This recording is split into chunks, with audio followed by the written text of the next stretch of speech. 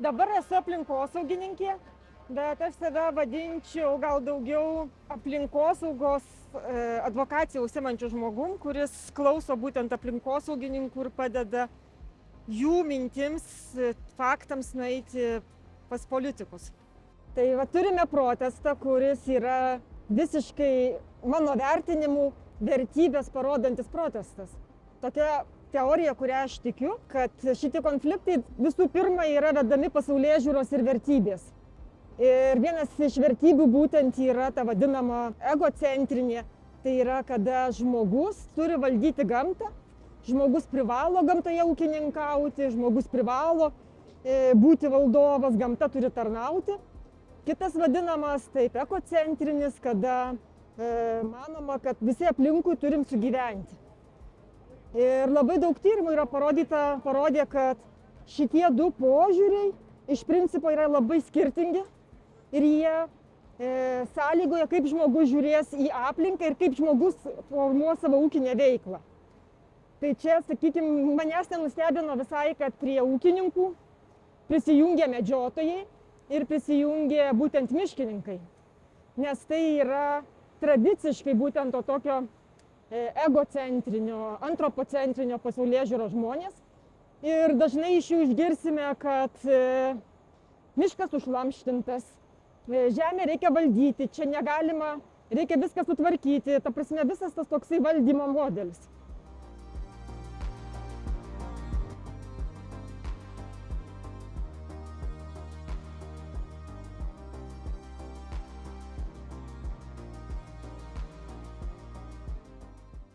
Aš atstovauju visus miškininkus. Mažąjį miškininką, didesnį, vidutinį.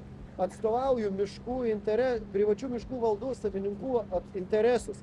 Tai reiškia, kad yra daugybė visuomenės žmonių, kurie dar turi nuosavas valdas ir šiandien dar nežino, kad jų valdose negalima bus atlikti tam tikrų kirtimų arba jokių kirtimų. Papasakokite, kas va šito miškovežio, kuris jums priklauso, ne? Taip. Kas jo viduje yra? Vidus tai labai abstraktus pasakymas. Kas per turinys čia yra pakrautas? Čia yra pakrauta mediena, galėtume pabandyti prieiti arčiau šiek tiek. Ir mes ne veltui šitą medieną buvom pasikrovę. Čia su labai aiškiai žinutė, būtent Lietuvos žmonėms, kurie susidarė yra blogus stereotipus apie miškininkus. Ir ta žinutė ir su šitų pavyzdžių labai gerai vaizdžiai visą tai parodo. Mes turime supūvusius ąžuolo rastus, apipūvusius. Tai reiškia, kad šita ąžuolo mediena yra tinkama naudoti tik tai geriausiu atveju malkų. Čia mes turime spigliuočių rastus, eglinius rastus, kurie yra taip pat sutrešę, supuvę, kuriuos aš galėčiau parodyti. Vaizdžiai, kaip aš net vieną tą rastelį, didelį rastelį galiu pakelti lengvai su viena ranka, nes jie yra tuščiaviduriai supuvę. O ką tai reiškia? Kodėl supūvusi Čia ne veltui mes atvežėm supuvusią medieną parodyti, pūnančią medieną parodyti, nes dabartiniai miškų įstatymai ir jų apribojimai mus, miškininkus, pastatė prieš faktą. Ką aš noriu pasakyti, kad negaudomi leidimų miškui kirsti, norint atlikti sanitarinę apsaugą, norint tvariai vykdyti miškininkystę, negalint vykdyti viso šito per dabartinius vyriausybės išleistus įstatymus, mes pūdome ir gadiname medieną. Mes, miškininkai, tiesiog ją supūdysim miškuose. Tai jūs tiesiog sakote, kad miškas nepjaunamas pūva. Miškas būtent nepjaunamas ir neprižiūrimas pūva. Medžiai užkrėsti, užkrečia vieni kitus kaip ir žmonės. Jeigu nesigydome, tai mes užkrečiam vieni kitus. Tai su medžiais vyksta lygiai tas pats. Dabartinė sugalvota Europos svarbos buveinių programa ir, iš tikrųjų, dabartinė aštriausių momentų paaiškėjusi, bet ta, kas buvo sugalvota, išaugs miškų srityje dar didesnės problemas. Nekalbant apie tai, kad pramonės sektorius tos medienos negali apdirbti kaip normalios medienos, nes tai yra jau malkinė mediena. Vietoj to, kad jinai būtų panaudota normaliam stalam gaminti, baldų pramoniai, langų pramoniai. Tai visą šitą, ką mes šiandien turime, tai yra pasaka to, ką vyriausybė inicijuoja eilę laiko ir ypač dabar paaštrėjusios problemos. Mes kaip tik sutikome pristatysite aplinkosaugos Koalicijos pirmininkė. Sveiki. Sveiki, malonu. iš kitos stovyklos pusės. Yra pozicija. Bet aš žinokit, aš taip nematau, kad jau mes esame miškininkų tokia jau didelė opozicija. Tiesą pasakius. Labai gerai.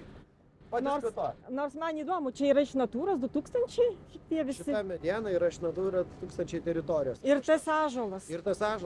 Tai žinokit, vat aš tiesą pasakius ir kažkuria ankstesnė diena ėjau, tai man širdis verkia matant ąžuolą ir kur mes galbūt ir išsiskiria va tas mūsų požiūris, nes mes matom šitą medieną, nu sakykime apie šitus, tai čia galėjo galbūt augdamasis kirtimas, aš nežinau, čia gal sanitarinio kirtimo, aš negaliu vertinti. Sanitarinis kirtimas buvo atliekamas ir toj pačioj teritorijoje, į ją papuolė ąžuolai.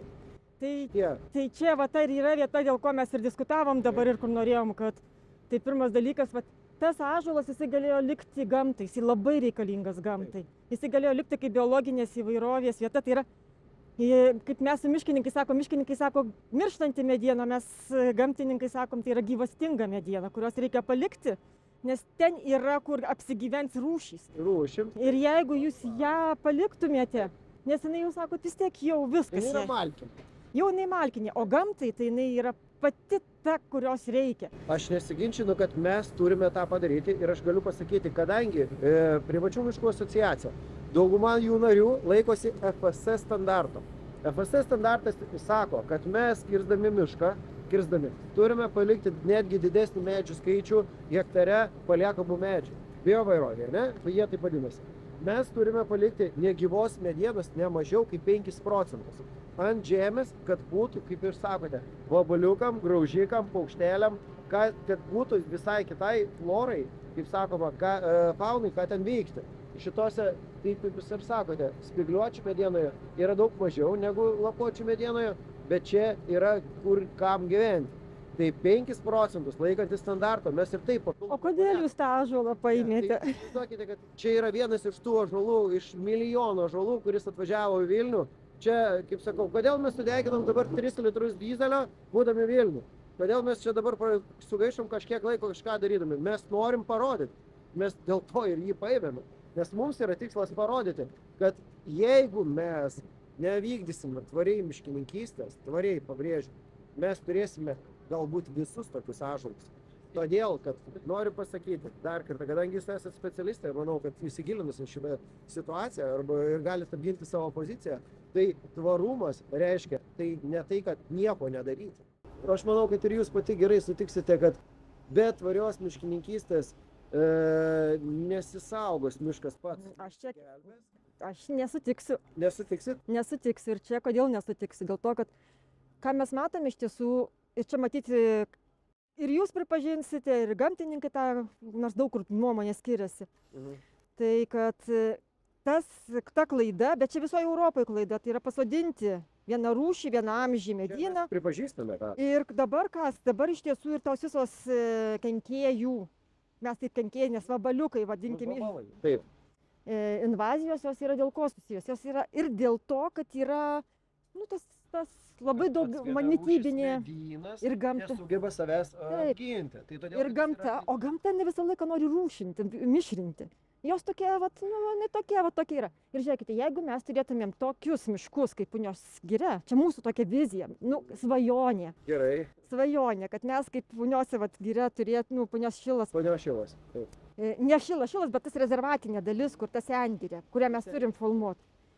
Ten su tom invazijom taip nebūtų, nes pats daugiarūšiškumas ir daugiaamžiškumas, jisai pats užgesina iš dalies židinius. Židinukai jie netokie besiplečiantys. Kitas dalykas ir tas išmirimas, pavyzdžiui, sakykime, aš pati sakau, antroji grupėje, ugdomasis kirtimas jisai reikalingas. Jisai galbūt reikalingas ne tas ūkinis, kuris tenai paruošė mišką. Ne pagrindinis kirtimas. O ugdomasis, pavyzdžiui, aš antroji grupė nueinu ir matau eilutėm susodintas eglutės ten. Tik ten reikia kirsti, bet reikia kirsti. Vienas šalia kitos, jeigu jos nesugeba konkuruoti, jos, ta prasme, per daug konkuruoja ir jau gaunasi, kad... Nes jos pasodintos. Kadangi mes turime ir draustinių teritorijose, 4 grupės miškus, kurie greitų laikų yra numatyti taip pat paversti antrą grupę. Mes to norim labai. Jo, jūs to norit labai, viskas gerai, bet tik tai noriu pasakyti, šitas reikalas kainuos valstybei dar daugiau. Nes įsivaizduokite, čia va kompensacijų mechanizmas jau yra įvystytas, jau yra tai buvę ir ne vienas miškas, kuris buvo antros grupės, paverstas ketvirta, tai kada tai yra susidūrimas su privačios miškų valdos naudotojų, tai yra tikrai didelės sumos. Aš dabar pasakysiu tą tokį kontrargumentą. Matyt, vienas didžiausių, nežinau, mane šokiravisių dalykų yra, kad antros grupės miškų mažėja. Mes turėtumėm eiti žalumo kryptimi, reiškia, antros grupės miškų turėtų daugėti. Bet jų kiekvienais metais nuo 15 metų mažėja. Aš dabar skaičių iš galvos nepasakysiu, bet jie yra dideli. Aš jums rodysiu ir mažėja privačiuose miškuose. Valstybiniuose miškuose labai nedaug pamažėjo, o privačiuose pradėkime nuo to, kad kompensuokime tai, ką pavertėm į ketvirtą grupę. Ir šita tendencija yra šokiruojanti dėl to, kad tai parodo, kad tikrai yra kažkas ne taip, nes neturėtų į tą pusę eiti. Ir dėja, bet čia yra ką reikia šnekėti. Ir aš tai manau, kad nuo to reikėtų pradėti. Yra, kad turėtų būti kompensuojama tai, kas buvo nuo 15 metų paversta į kitą grupę. Aš norėčiau jūs pakviesti susitikimui, kada bus galimybė pas aplinkos apsaugos ministrą arba viceministrą į susitikimą, kadangi tikrai girdžiu normalų pokalbį ir tiesiog tokį opozicinį debatų pokalbį ir su faktais, su skaičiais, tiek jūs, tiek mes. Ir žinokit, toks jausmas man bent sako, kad šiandien galbūt Gedimino prospekte mes prieisim prie kažkokių realių veiksmų, kur galbūt bus atsižvelgta į jūsų prašymus, nes vis tiek, suprantu, kad jūsų užduodamas tonas šiandien irgi turi įtaką mums. Dėl ko į mus toks savotiškai susidaręs yra blogas stereotipas. Tai aš linkęs sudalyvauti būtent pokalbėje pas aplinkos ministrą, pasibendrauti gyvai ir ten pasidėlioti skaičius. Ar jūs sutiktumėte tą padaryti kada vėliau? Taip, manau, kad tikrai susitiksim. Noriu. Be ministro kompanijos gal irgi, visai verta bendrauti su žmonėm, kurie tyrinėja ir mes visada galim pakviesti jūs į... Aš turim kontaktus, jo, mes pakviesim jūs į svečius pas mus į Kauną, atvykti į mūsų asociacijos būstinę ir tenais pabendrauti lygiai taip pat. Bet jūs nesat tokie jauni, ar čia naujai? Mes nesam, pati asociacija nėra jauna, bet mūsų būrys, kuris čia šiandien atvažiavo, yra iš daug naujų narių ir iš tų pačių aktyviausių. Tai narių skaičius ten pas mus pasipildė labai greitai per naktį po naujų Natura 2000 atsiradusių apribojimų ir čia nuo gruodžio 9 atsitikus įvykių, kiek čia prabėgo labai nedaug. Bet aš noriu pasidalinti prieš įsiskiriant, pavyzdžiui, kas čia ateičiai irgi, kas atsitiko su Natura 2000 ir man yra tas labai skaudu. Ta žinojo seniai ir niekas nesiruošė, ta prasme. Va čia su aplinkosauginiais reikalavimais kokia problema. Žino, neigia, o tada ateina teismas, ta prasme, šitoje vietoje mes turėjome, visi žinojom, kad tai bus ir niekas nesiruošė, nes tikėjosi, va taip čiūrikas. Žino, neigia, tyli. Taip, čiūrikas. O tada staigmena, kalėdinė dovana po eglutėm. Ir čia buvo iš tikrųjų kalėdinė dovana, kuri yra nestaigmeno apsileidimas. Ir aš, pavyzdžiui... Tai kaip malonu, kad bent ir opozicija tą sugeba pripažinti, kad buvo apsileidimo klausimas. Čia visiškai buvo apsileidimo klausimas. Ir visiems, užkrovė. Reikalų. Ir mano sūnus dabar būtent studijuoja Girionyse miškininku, tai aš sakau, po dabartinių vyriausybės pakitimų, įstatymų ir to, kur mes einame, aš pradedu dvejoti, mano sūnus dabar antram kursą pradedu dvejoti, ar mano sūnui reikėjo stoti į miškininkystę, o gal reikėjo jam būti kokiu zoologu, galbūt biologu. Tai šitoje vietoje pradedam mes šiek tiek su žmona nerimauti ir galvoti, kad ne tą poziciją pasirinko. O kodėl biologų?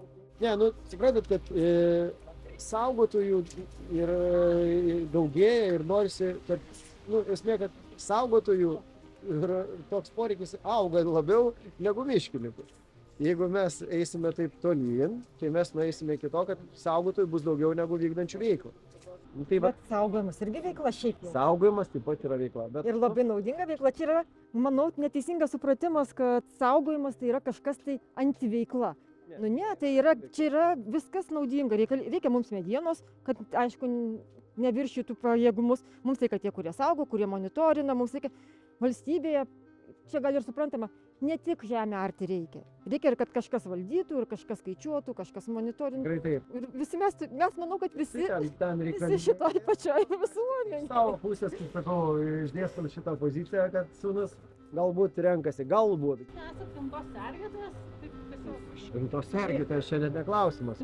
Tai jeigu mes kalbame, kad jeigu šitų eglių sanitariniu būdu nenukirstumėm ir kitas miškas toliau džiūtų, tai ar tai nesaugomas? Tai yra saugomas. Ekonominiai veiklai. Ir prisidedant prie ekonominės veiklos. Tai va, tai čia vienas iš tų dalykų.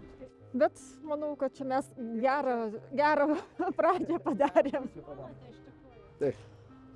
Aš visada tikiu dialogu, aš iš tikrųjų turiu pripažinti, aš tikiu, kad kalbant, aš tikiu, kad miškininkų daug nori to miško sveiko, aš tikiu, kad yra daug nesusikalbėjimo, aišku, tikiu, kad yra ir finansinio intereso. Kaip ir su ūkininkais, yra daug labai nesusišnekėjimo. Bet iš esmės finansinis interesas kaip ir sutinkate, ar sutiktumėt, kad sukuria darbo vietas ir iš esmės. Bet mes kalbam ir apie nemedieninę ekonomiką, kuri sukuria darbo vietas. Ir mes turim pavyzdžių, kai prie išvystyto jau, sakykime, turizmo verslo yra iškertama plynai. Mes turime pavyzdžių, kur žmonės nedaro miško terapiją, o jiems nori iškirsti plynai ir jie net sako, mes sumokėsim, išpirksim. Taip. Tai yra, nėra juoda. Buvo galimybė jam tą padaryti? Juoda. Praleido tą momentą. Būna. Bet kodėl mes negalim dabar, nes tai interesas ir miškas saugus, ir ekonomika, ir darbo vieta, kodėl to nepadaryti? Kodėl to nepadaryti, bet kad va taip įvyktų, tai dar reikia kitus mechanizmus žiūrėti, nes čia, Taip, čia kada pradedam gilintis į pramonę, tai pramonė yra užsuktas mechanizmas ir ten neįmanoma kažko ištraukti kaip detalės ir kad ratas nesustotų. Kažką bent išėmus kaip detalė iš to ratas sustos ir tai turės pasekmes. Tai šiuo atveju taip gali irgi nutikti. Tai va, bet viskas, turbūt ir pabaigiam šitą klausimą. Dėkui. Tada, gerai, nes tikėjau, kad sulauksim tokių pastabų. Gerai. Ačiū labai gerai. Dėkui. Iš principo mes turim skirtingą tą supratimą apie mišką. Ir čia yra tas, kad auginti mišką medienai ar palikti mišką gamtai ir vystyti tokią ekstensyvią miškininkystę, kuri, kaip pasakyti, išsaugo ekosistemą. Tai tas požiūris skiriasi. Manau, iš to pokalbio ir jautėsi tas požiūris skirtumas, kad miškas supus, jeigu nieko nedarysime. Bet aišku, jisai supūtų, jeigu mes auginam medienai. Ar miškas, pūvantis medis miške yra normalu ar nėra normalu? Tai gamta jums pasakytų normalu, nes tai yra jos užauginta ir tai, ką nori grąžinti kitiems organizmams ir dirvai. Iš principo tai yra gyvybės rato dalis. Jeigu mes turim ūkinę miškininkystę, tai yra kitas ratas. Tai yra pasodinau, užauginau, nupjoviau. Ir šitame rate jau visi kenkėjai, negyva mediena yra nepageidautini dalykai. Bet reikia mes turim suprasti, kad ūkinis miškas ir natūralus miškas yra skirtingi. Ir labai man patiko tas miškininkų, ne tik tai, kurį sutikome, pasakymas, kad jeigu mes neduosim vaistų, tai organizmas nesigydys. Bet miškas užaugintas ūkiniu būdu, jis yra labai silpno imuniteto. Natūralus miškas yra stipraus imuniteto. Tai iš principo, ką mes sakome, mes turėkime įvairiamžių, įvairiarūšių, natūralių, su negyva mediena miškų ir jie turės stiprų imunitetą, jie net mažiau sirgs. O jeigu susirgo, tai greitai jį užgis. Tai yra kaip žmogus, kuris turi stiprų imunitetą, jam net vaistų gali nereikėti ir jis greitai pasveiks. Ir čia yra sprendimų, šitiems žmonėms, kurie verslą daro iš. Čia yra sudėtingas klausimas dėl to, kad šiaip žiūrint į Lietuvą, Lietuvoje medienos gamyba didėja. Jeigu mes paimtumėm nuo pat nepriklausomybės meto, nuolat didėja gamyba medienos. Mūsų vertinimu jau Lietuvoje yra viršytas tvarumo ribos. Tai yra medienos Lietuva gamina per daug. Jos miškai tiek nebegali gaminti. Ir čia reiškia, mes jau turim kalbėti apie atsitraukimo iš strategijas. Mes iš principo galim pakeisti taip gamybą ir vartojimą, kad medienos realiai, žaliavinės medienos mažiau reikėtų. Tai mes apie šitą labai retai šnekam ir netgi čia jau reikėtų pasakyti mūsų tą dažnai minimą IKEA. Jinai žada užsukti tą tokį ratą, kur savo pernaudos medieną. Tai mes iš principo turim tų galimybių nebeimti tiek medienos iš miškų, o išlaikyti gamybą. Jeigu nebus gamtos, mes vis tiek prieisime lūžio tašką. Ir čia yra tradicinis pavyzdys, tai yra, galvoju, ir Kanadoje, ir kur su menkėmis. Visi irgi taip, man patinka laivas, man dar kažkas žvejot patinka. Ir vieną dieną neliko menkių. Ir tada buvo visiškai nesvarbu, ar tu turi laivą, ar tau patinka ar ne. Tiesiog buvo toks suduotas smūgis, kur reikėjo per vieną dieną vos ne, gerai, per trumpą laikotarpį iš visos persikvalifikuoti. Tai yra, kad jeigu yra pažeidžiamas tas ekologinis tvarumas, vis tiek jisai sumuojasi ir kažkada tai ateina labai sunkiom pasiekmėm ir vis tiek reikės persikvalifikuoti. Kai nėra žmonių, kuriems reikia seno miško, miškas tampa medžių gamykla.